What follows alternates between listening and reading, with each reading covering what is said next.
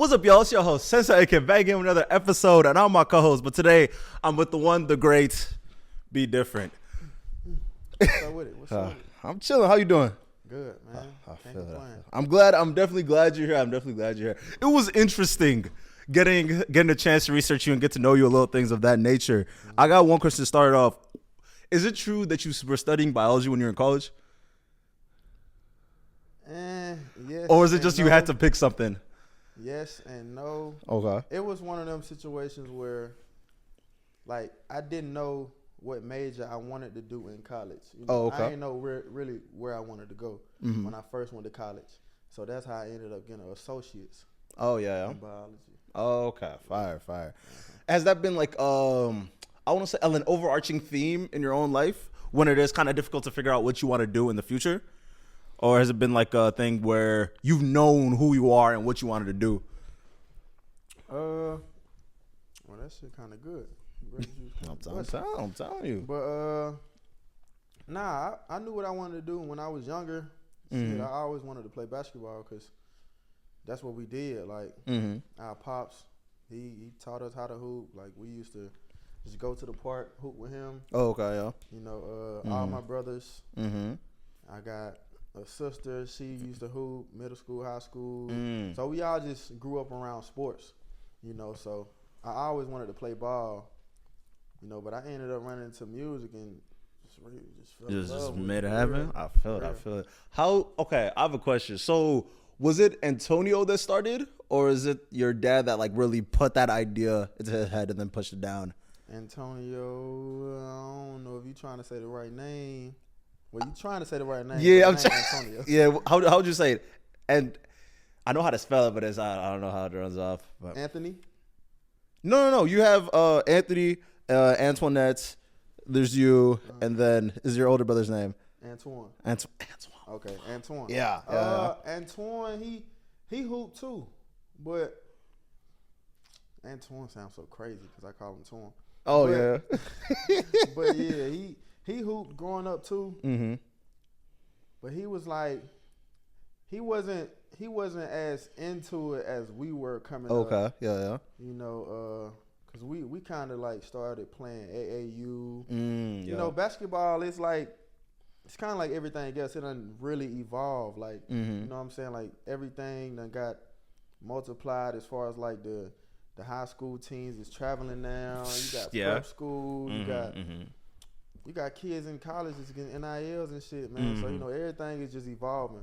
So as youngins, we was able to like get on different platforms to play in front of different schools and stuff like that, to travel and play like AAU and all that. So he played, but he wasn't like too involved with it. Oh, okay. I could say Yeah. What made you love the game? Oh shit, I don't know. It's probably because Was it just a way to connect with your fan? Cooked. Oh, Get my yeah, ass for sure. cooked, get my ass kicked, and I used to just want to fucking win. And I don't know, like when you finally start to like get a little taste of victory, like when you're younger and you start to grow and just start to win a little more, and you, I don't know, you just build that confidence. For sure. And you just keep playing and just kind of fall in love with it. It builds from there. Honestly, that's very interesting because like the idea of winning kind of fuels me a lot. Because like there's one thing about trying something, losing, and then coming back and just keep going, and then you finally actually get the thing that you're trying along for. Yeah, there's no other better feeling. If you don't get tired of getting your ass kicked, then something wrong with you. For sure. So you can't beat me 110 times. Just let me I can't go for that. I'm gonna punch, kick, scratch, whatever. Something got to give. No, for sure. Is there a moment when you realize that? Were you able to self-actualize at a young age, like in the point where you know who you were? I would say I had like a break moment in between that. Because yes, when I was younger, I knew I wanted to hoop. I knew I loved hooping. I knew I ain't care about like being in certain crowds or being amongst the popular kids and all that. For sure. But I did say like I took a break, not intentionally, of course, because it was like going through the things that I went through, like losing my mom, grandma, you know, that shit really like traumatized me. Like it shook my brain, shook my heart, everything. For sure. So it was a point where I was just like, I was lost. You know what I'm saying? I didn't really know what I wanted to do. Like hooping was still fun, but it wasn't the same. It didn't hit scratch the same itch, yeah. For sure. That's why I said it was like a break. But I'm glad I found music because I was able to find myself. For sure. I definitely connect with you on the loss because I lost my grandma early this year, and sorry to hear that. It definitely feels like a part of you just gets removed once they're no longer around. But like trying to still live in their presence has always been like a really big thing to me. Especially, it kind of helped me realize that people aren't permanent. And you got to be able to like seize that small time and small opportunity that you do have at the exact moment. 100%. For sure. Definitely got to enjoy every moment because you never know, man.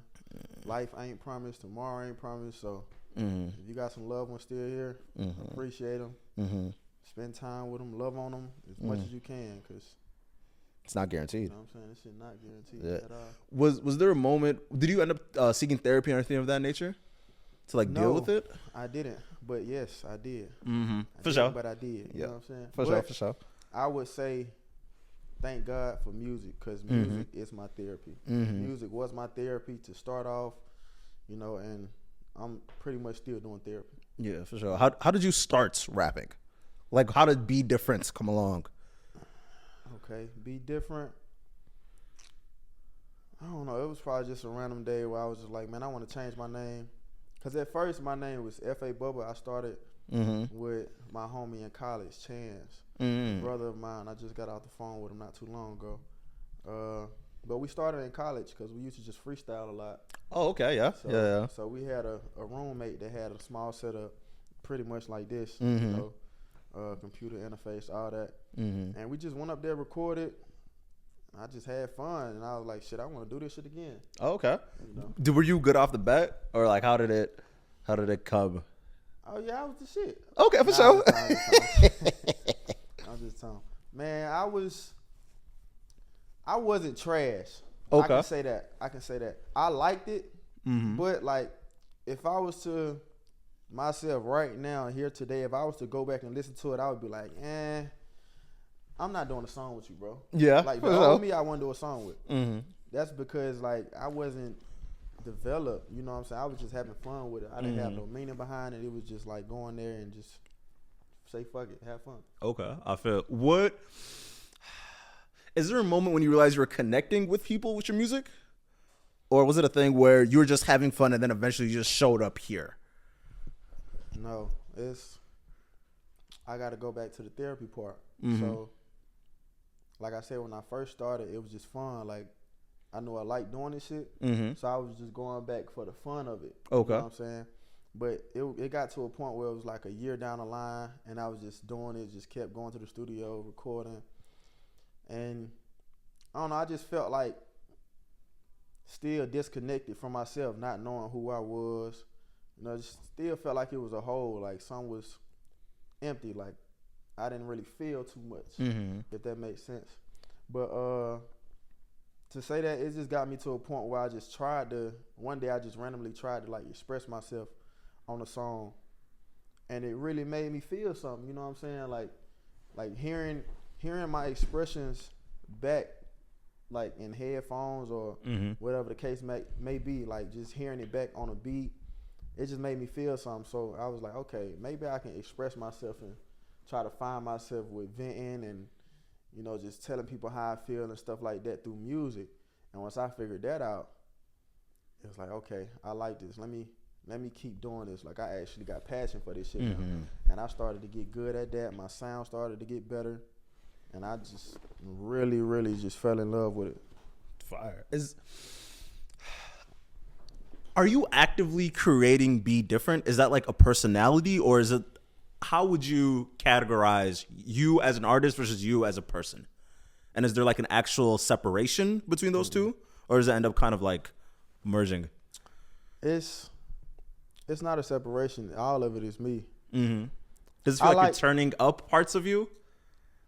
Like, let's say, turn up the entertainment aspect of yourself when you do actually go on stage or things of that nature. Oh yeah, of course.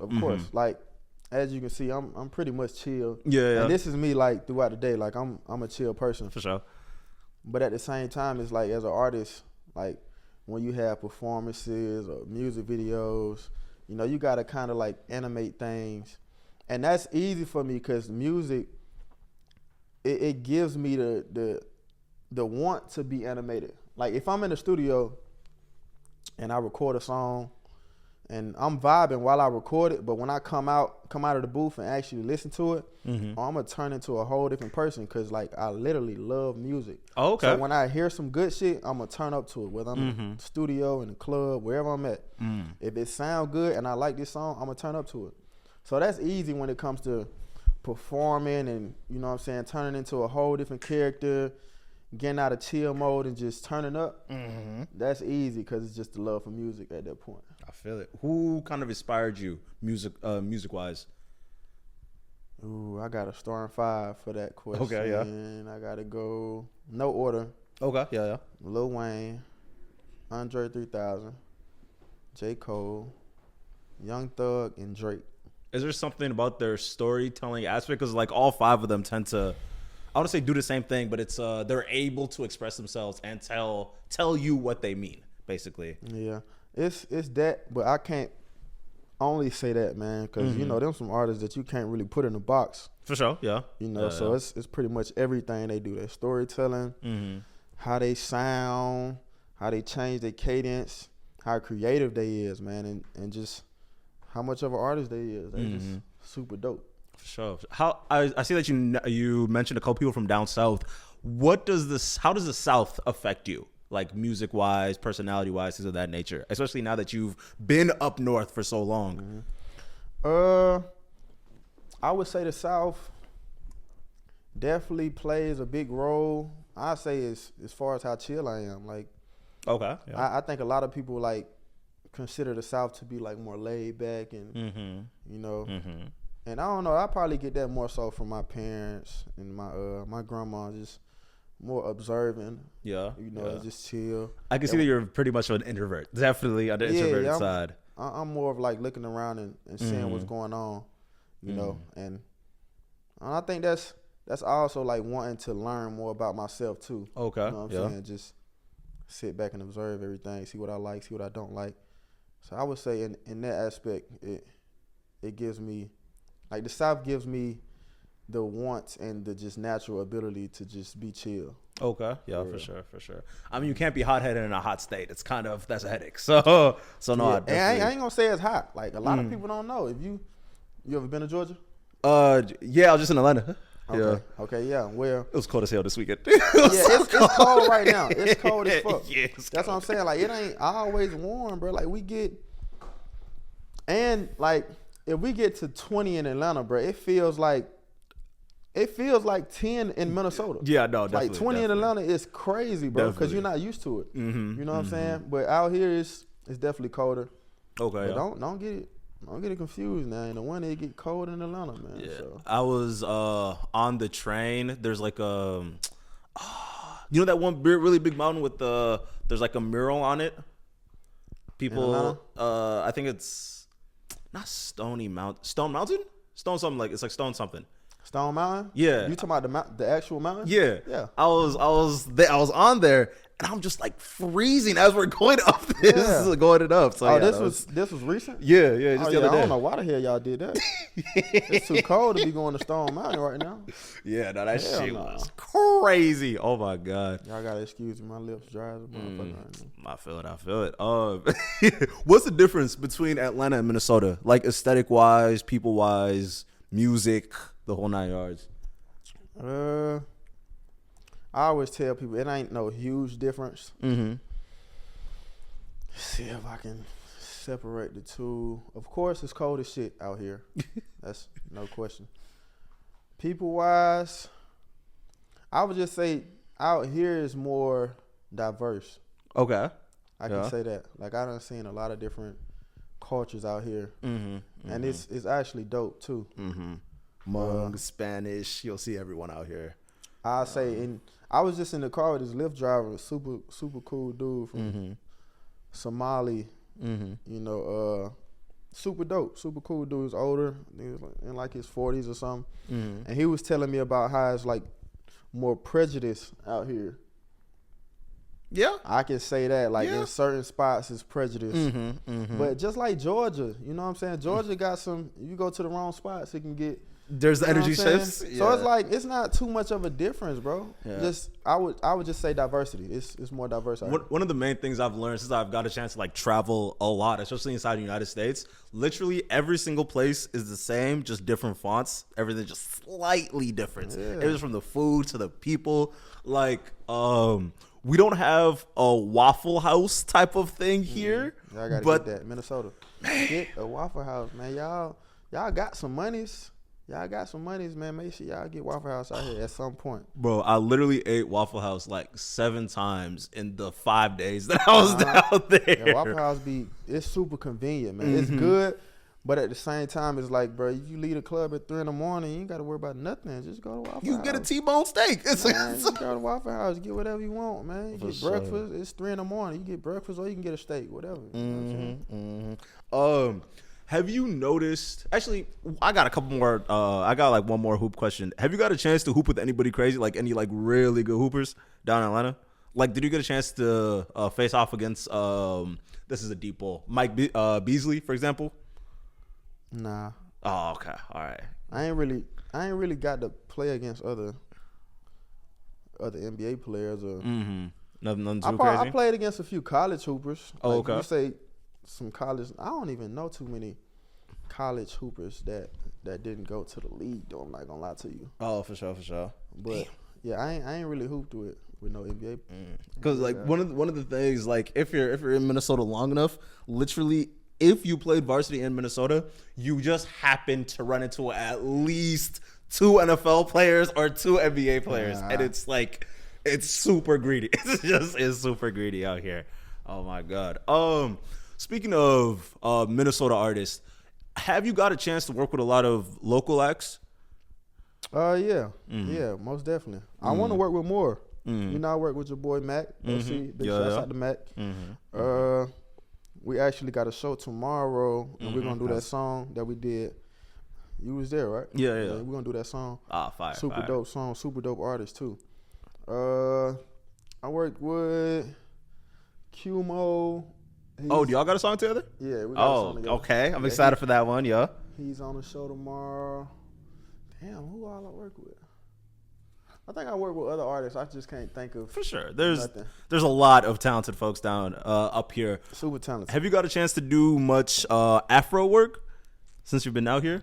Especially since you got one with Mac that's coming up. No, he's the first and only Afro beat song that I actually have. Oh wow! What? How come? Is the sound just different, or? What you mean? Like, how come I haven't worked? Yeah, with... is it like an opportunity thing, or is it like you haven't got a chance to like try that sound? I would just say it's an opportunity thing. Okay. Like if the opportunity presents itself, I'm with it. For sure. As you can see, like we been talked about working like since the day we met, and I think it was like a year, maybe 2 years ago. Might not be that long, but once I heard his music, I was like, man, he's dope. You know, whenever we get a chance, we gonna work. For and sure. We made it happen. That's fire. And I'm pretty much like that. Like whoever makes dope music, why not? I feel like one thing I have noticed about like the way that you present yourself on social media, at least, the way that you'd be able to present yourself on social media, it seems as if you are definitely willing to give credits to people. Like you're not stingy when it comes to like, oh, you know, this person's like this person's stuff. Like you're willing to repost someone's work on your story, for example. Sure. And do you think that's like, where do you think you learned that from? Because I know a whole lot of people that are like really stingy with the way with what they post and things of that nature. I think I was just having this conversation with somebody. I think we live in a world now where it's so many people trying to do the same thing. It's so many people doing podcasts, so many artists. It's so many people trying to stream now. Yeah. Looking at Casanet. You know, big shouts out to KK. I was just talking to him about this actually yesterday with Mac OC. Cause he started streaming recently. Yeah. And y'all make sure y'all tap into KK. He's streaming, and it's just so many people trying to get to the same goal, man. So it's like, I don't know. I feel like if we just stop trying to focus on us so much and just like be free sometimes. Like if you see something that you like and you are able to obtain it, you're gonna do it. For sure. Why we can't look at it the same way as like if you post some shit that I actually like and like to put your stamp on it, you know what I'm saying? Like if I actually like this shit and I'm entertained by it, why not just repost it? Especially if it's a dope message, like something that you stand for.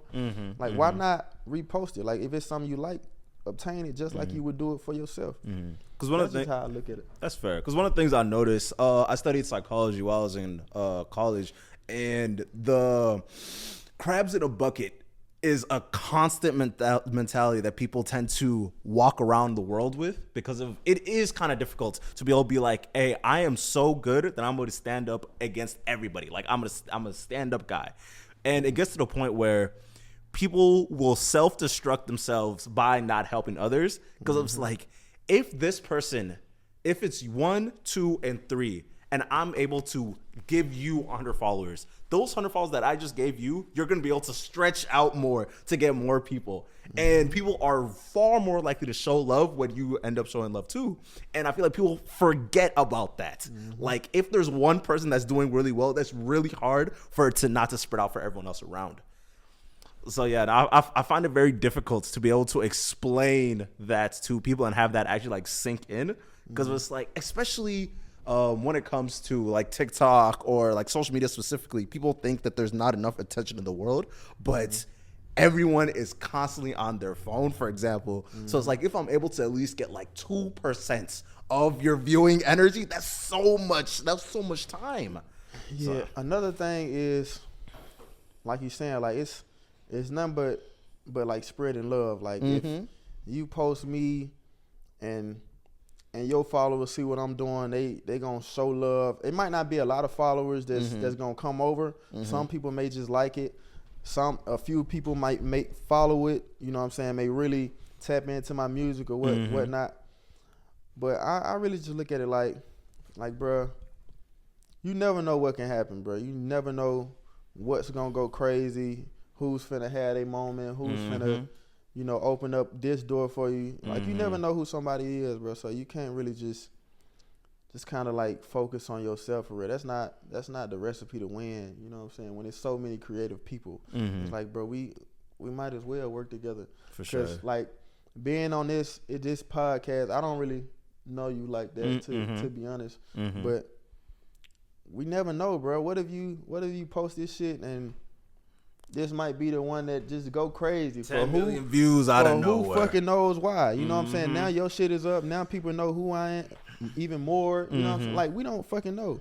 So I just look at it like, bro, just keep working, bro. Yeah. Oh God. Honestly, that's one of the funniest parts about TikTok, because like all of my videos that's done well, I've half-assed all of them, and all the ones that I put in all my effort and grind, just maybe 300 people will see it. So like the way that social media works is just wild. But speaking about teams, how did you curate your team around you? Because I know it's not just you that's just writing, making on music, dropping everything. Fuck no. Please don't ever think it's just me. Big shouts out to Amber, Street Symphony. These are managers that pretty much I've been working with for a long time now, and they pretty much just been helping me with everything, bro. Like my music selections, which songs I should drop. Yeah, that's what I was.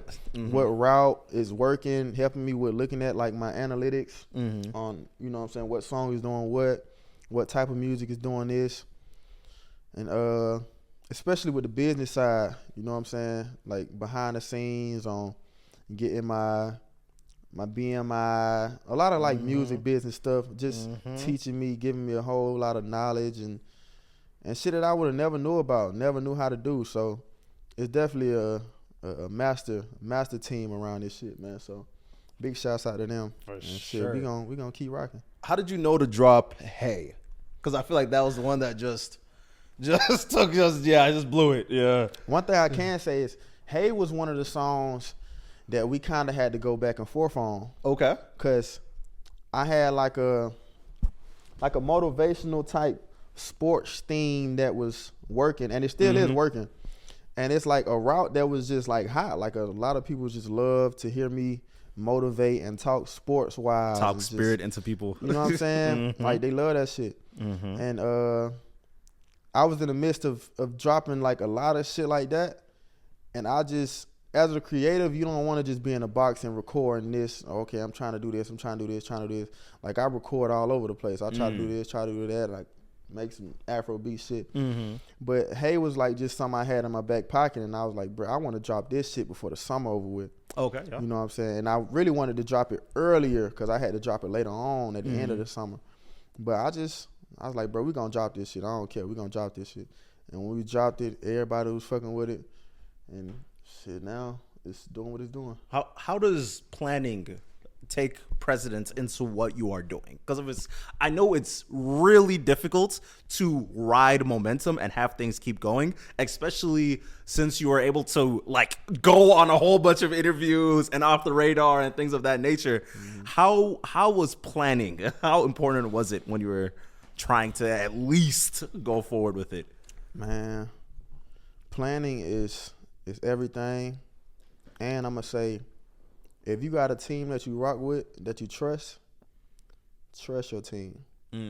That's as simple as I can put it. And does it get to a point where there's like arguments between like, you should drop this, no, you don't want to drop this, and things of that nature? Yeah, it can get to that. Okay. It definitely can get to that. I ain't gonna say there's nothing wrong with it, but I think that's a part of just having a team. You know what I'm saying? Just like with a family, man. Everything ain't perfect. We're gonna have disagreements, but at the same time, we gotta all come to a decision. You know, and shit. Sometimes it's gonna lean more towards my way. Sometimes it's gonna lean towards, my manager's way. But shit, at the same time, we all want the same goal. So for sure, it's always a give and pull. It has to be. Yeah. Because trying to have a group around you, it's very difficult, because I've seen it where people just turn to yes men really quickly when it does come to like, oh, you're the guy with the bread, so everyone, whatever you say is godly. And is it difficult to like hold back that ego? Because I know there's times when you're like, oh no, this is hard, I refuse for anyone to tell me anything else. That's a good question.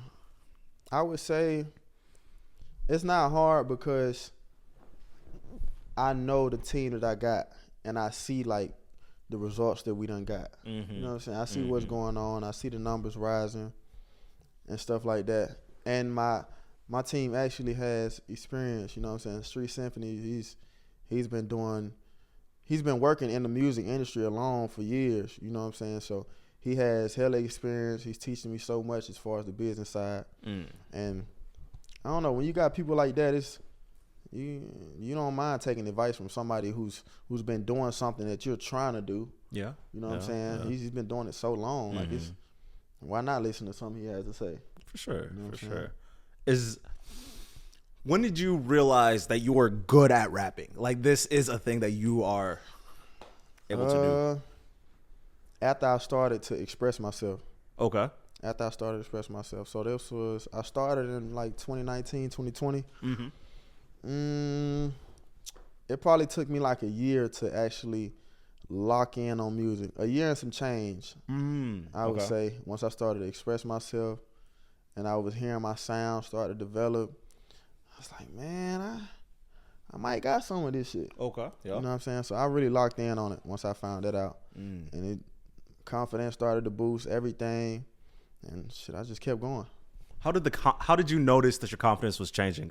Because like, was it like, oh yeah, no, you're stepping into yourself? Like, do you feel like not so much of you guys have to respect me for what I have done, but more of like I know you guys respect me because of what I'm doing? I think it all come from the music, man. What's the song I made?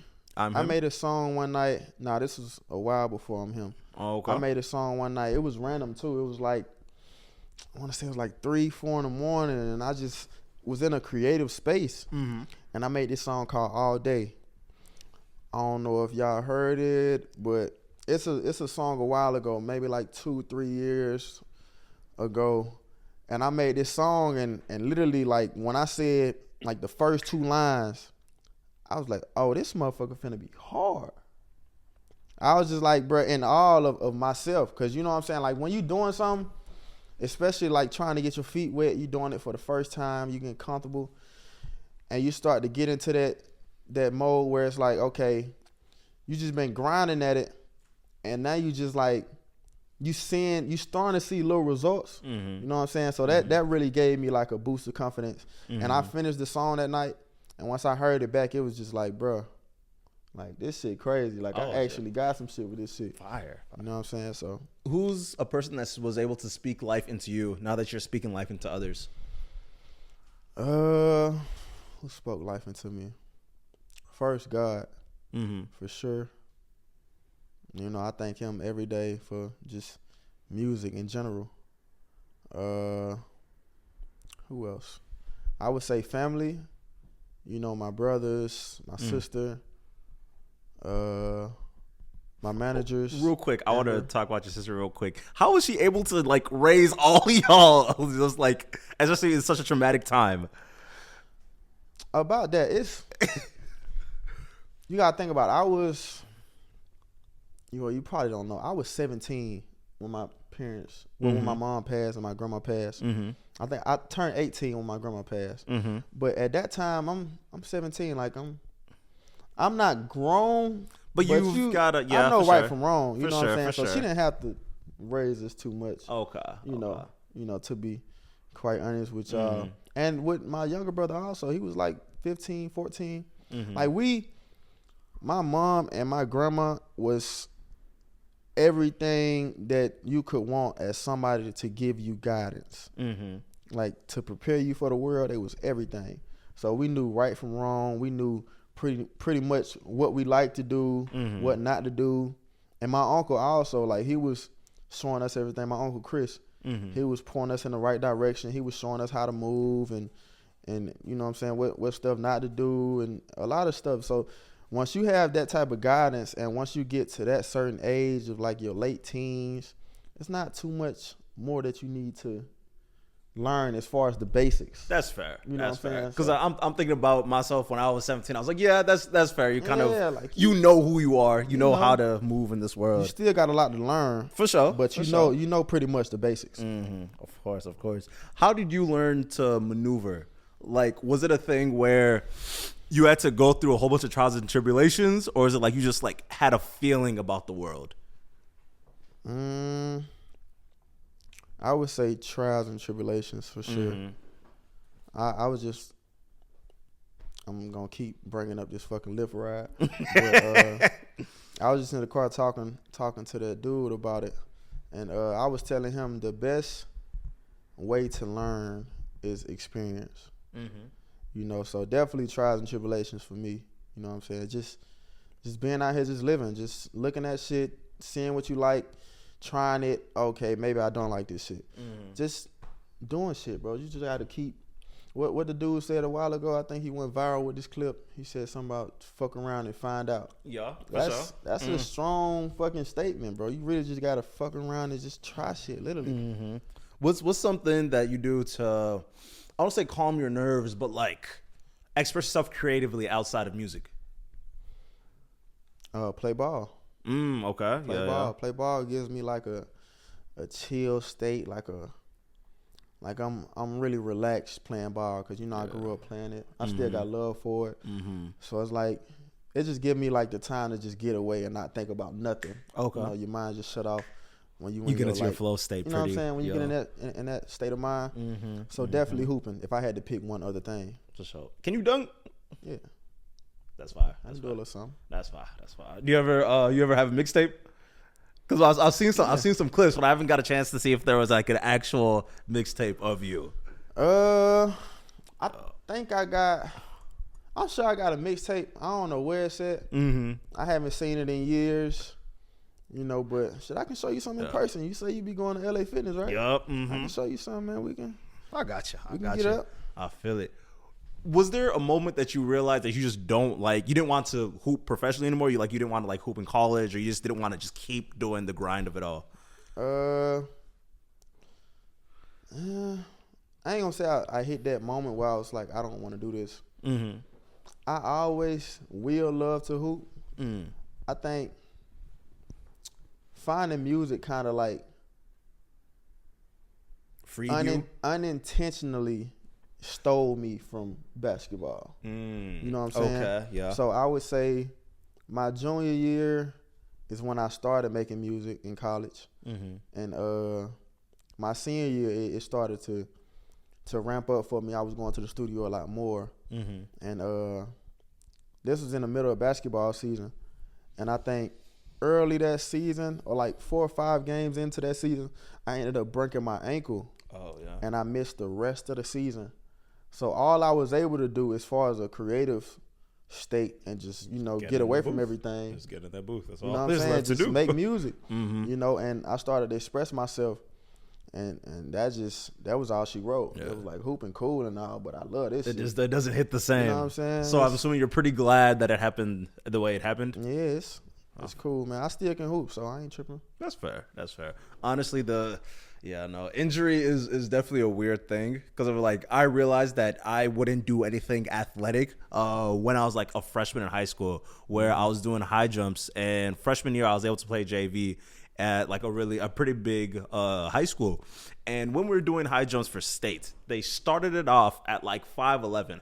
I'm 5'10", and this dude goes and scissor kicks it. I'm like, oh, y'all got it. This sport is just, this is not my sport. What that mean? I'm not familiar with the high jumps. Oh, yeah. So you literally, they have a bar, they put it really high in the air, and then you have to like jump But over you said it. Scissor kick. Yeah, like they like scissored it. Oh, he like, cleared it. Like he cleared it easily. Okay. And I was like, damn, that's crazy. But knowing me, I don't like to lose. So I'm like, you know what? All right, let's try it. So I'm sprinting to it. And then I go for a step. My foot is like sideways. It's like sideways when I like land on it, and it just destroys my ankle. And then after that, I was like, dang, I feel like not so much something was stolen from me, but it's like, I don't think I'll be able to come back to the way I was after like just destroying my ankle. So yeah, no, I can definitely relate to how injuries kind of like sets you onto the path of what you should be doing in life. Because like I've definitely watched people like hoop and play soccer and do whatever sport it is their whole life, and they don't actually see anything from it. And it's kind of hard to take away someone's first love from a sport like that. You know what I mean? So, and I honestly think it's like, it's one of them things where if you start off at such a young age to where this is your life, like basketball is your life, it's never going to be a point where you just like don't love it. Like when you get a chance, if you're able to play, you're going to play. Yeah, for sure. You know, like just like if you started playing soccer at 3 years old, like you just had a ball as a kid, you used to kick around, and you played throughout school and everything. Even if you don't end up making it to the pros, it's just like, this is something you can do to just get away from everything, bro. Exactly. This is something you can do to actually, like you said earlier, just stay in shape. So you ain't walking around looking crazy. You know what I'm saying? So it's good to have, man, and I think it's one of them things where it's never gonna leave me. Oh, for sure. You know I've learned too much from the game for it to leave me. Because like one of the things I like to tell people, basketball will show you how a person's personality is, because it's like, it's pretty hard to be able to conceal who you are when you're on the court. Because if you're a selfish person, I'm going to see by the way that you're playing this game. Right, exactly. So things of that nature really tends to show I ain't gonna lie, out. I get a little selfish too. I ain't gonna lie to you. I get a little selfish. Sometimes If I feel like we down, I'm trying to, I don't even see nobody else on my team sometimes. Sometimes, I ain't gonna lie. Sometimes. But I might be lying though. See, right? I feel like if I feel like I am the best person to take on this battle for us to win. You gotta shoot that mouth. Like, shoot it. I feel like I'll be a bad person by not taking these shots. Exactly. Like, we gonna lose if I don't. You know what I'm saying? That's how I be feeling sometimes. But with, like, how I was just playing at LA Fitness, like, you gotta know who you playing with too. Like if you got a good team with you, then there's nothing wrong with coming down and not taking all the shots. You know what I'm saying? You can pass it if you not open. But if you playing on a team where it's just like a bad LA fitness group, and you keep passing it to this one dude, and he got the most weirdest jumper you ever seen. Yeah, and he's not even hitting the rim. Like you gotta take the last shot. So yeah, man, it's one of them things. It's never gonna leave, dog. Do you feel like it shows itself in the music you make? Yeah. Okay. Yeah. How so? Like I said, like it's a lane that I done fucking just found out to where it's like I've always been like a positive person, but it's like a motivational type song and just uplifting, man. It's sports related. A lot of athletes will hit me up and be like, bro, this song is crazy. I listened to it before the game. You know what I'm saying? Stuff like that. So it's just uplifting music, and it's just what I come from. I was an athlete all my life, so it's easy to talk about stuff like that. You know what you're talking about, so it is worse. Yeah, so how did you come up with your album, I'm Different? And like, what was the business plan behind it for you to be able to get like a bunch of like high rappers to be able to go on this, to get on your album? Yeah. I think that really just came from me anxious to put out new work. Okay. Like I was just super anxious to drop something, honestly. It wasn't one of them projects where I sat down and I was like, okay, I'm finna do a project. Let's start with this song. Let's start with that song. Let's start with this song. Oh, and okay. Line it up like that. It wasn't one of them projects. It's something needs to get out. It's just something needs to get out, but it was intentional because I knew at that point I knew what type of music was working, and I knew what type of music that I wanted to make. You know what I'm saying? That I was comfortable making, the type of message I wanted to get out. And I just really like went back into my catalog and seen what everything I had and tried to make everything like sound good as a project. What make songs, sure it works. What songs can I pull together to make a good project? And shit, once I got everything as far as the songs I needed, that's why I came up with I'm Different. Oh, that's fire. That's fire. Was there like a business plan that you had before this year? Because of like literally every metric is up from the start of the year. Yeah, nah, facts. I will say I did what is it called? A freaking some type of plan. I'm mad I can't think of the name of it, but it's like a yearly, like a calendar for what you want to do. Yeah, but it's like affirmations and things of that nature. Something like that. Okay. Like a yearly, just a yearly plan on yearly goals. I can say that. Oh, okay. Yeah. Of what I wanted to accomplish. You know what I'm saying? I pretty much put it on my laptop of what streams I wanted to have, or at least what I wanted them to look like, with monthly listeners, the following I wanted to grow to. The type of performances I wanted to be doing, the how big a crowd was, just pictures and different affirmations that I just put on a board, you know, and I just look at it every day. Did you believe in yourself to begin with? Like, were you like, oh, you know, I could definitely hit these? Or was it like a wow? Or are you just like surprised that you actually were able to get to this point that you are now? I'm not surprised because I know my shit good, man. So it's like, if you give me a chance to, if you hear it, you'll like it. Like if everybody in the world hear my shit, I know I'm gonna be, you know what I'm saying, a mainstream artist. I would say it wasn't far-fetched, but it was just like something to make me want to overly work. You know what I'm saying? I think that's how everybody should look at it. Like if you don't think it's achievable, then try. Okay. Yeah. Basically. Wow. Okay. What was your game plan? Like, how were you able to grow your Instagram, for example? Because it jumped from like 6 to literally 30,000 now. What was the game plan? Yeah. Because I know it wasn't just random posts that you're just. Yeah. I just say shit. Just post. Oh, okay. All right. Post. Just overly post. Like my managers was telling me like, let's try to get to the point where we posting at least once a day. Okay, yeah. You know what I'm saying? They was really pushing me to post like twice a day. Mm-hmm. But that's And a little straining. I ain't gonna say it's straining. Like I'm able to do it, but music is one of them situations where like you gotta really have the fucking funds to invest, because people don't understand, bro. Like music is one of them. That's why people be signing the labels, and I see why it's like that. Like the freaking, what they say, the front end. Like when you sign to a label, they give you a big ass upfront bag of money, and it's for a reason. Like you gotta really put music into this shit. Like I seen what's his name, Boss Man D-Lo. Okay. He said he spent, and this is probably not all he spent before he started to get some, notoriety. But he said he spent like $100,000 before he seen a label, before he heard anything from a label, before anybody cared to come talk to him. And to me, that's like, a lot of people say that's a small number. Like it's a lot of people that's spending $250,000, $500,000 before they start to make some actual noise, bro. Jesus. Like music is serious, dog. Why? Like why is it so difficult to get into people's ears? Especially from your point of view as an artist. I think now because it's so many fucking artists, like I said earlier. Yeah. Like it's a billion fucking artists, bro. Everybody wakes up.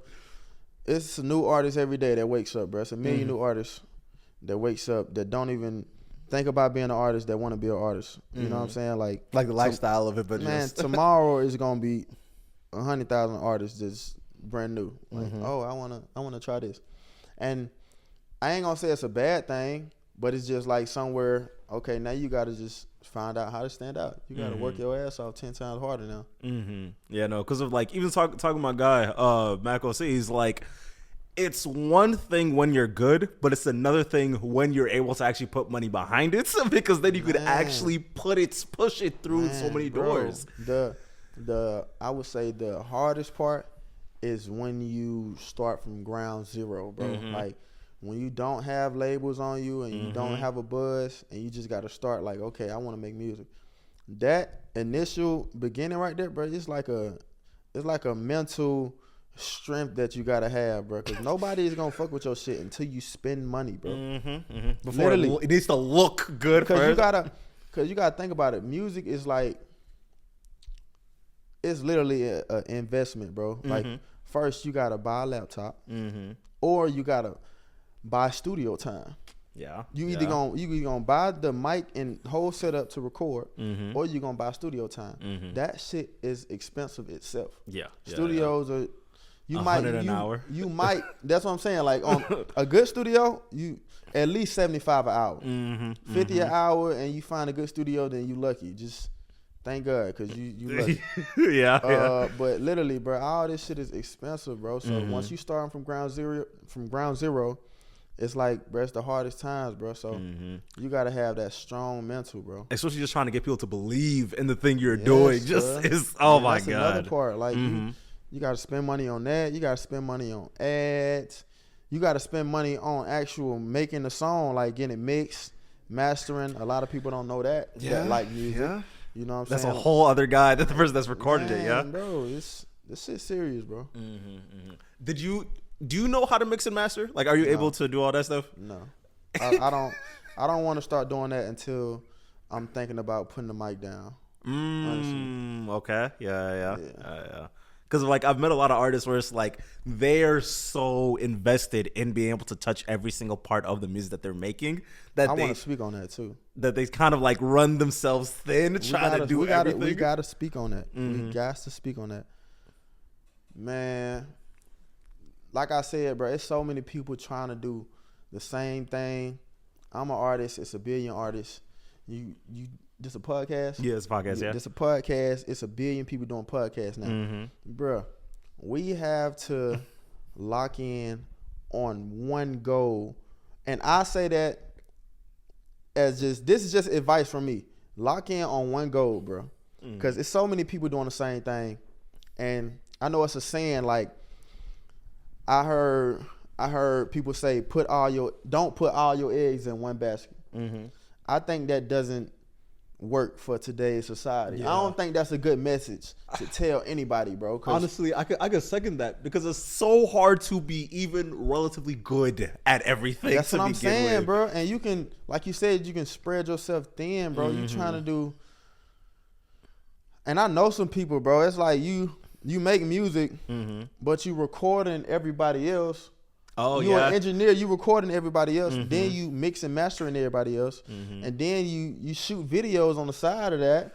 You trying to shoot your own videos, bro. Just like you trying to get good at everything, bro. Master something first, and then see what else you like. See what else you good at. Master that, and then try something. Like, bro, you can't fucking run before you walk, bro. You can't walk before you fucking crawl, nigga. Like as a baby, bro, you never seen a baby just from crawling and get up and running full speed, dog. Like, bro, you have to lock in on one goal. And the reason Master why, it. and that's the reason why I tell people to lock in on that one goal because of like, let me tell you this right now.